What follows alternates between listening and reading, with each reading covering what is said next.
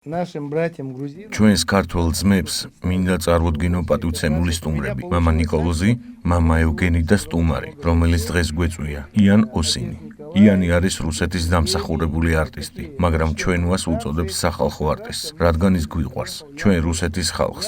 იანს წარმოგიდგენთ, რათა ქართველებმა იცოდეთ, რომ ჩვენ ქართულად არა მარტო საუბრობთ, არამედ მღერით კიდეც. იანი მღერის. იანი გაჩვენებს თავის ოსტატობას და ქართველები კი გაიგებენ, რომ ჩვენ ისინი გვიყვარს. და აი კიდევ ერთი ქართველი, რომლის სახითაც ქართველები გვიდგანან გვერდით და ჩვენს მხარდამხარი ბრძვიან რუსეთისა და ღმერთის სადიდებლად.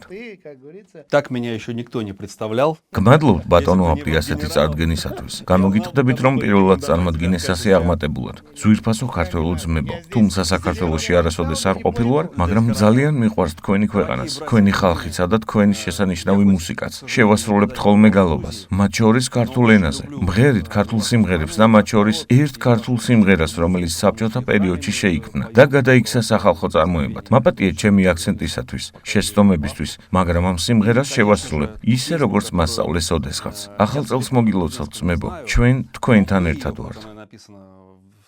Თბილისო მზის დავარდების მხარეო, უშენო ციცოცხლეც არ მინდა, სად არის სხვაგან ახალი ვარაზი, სად არის ჩაგარამთაც მინდა.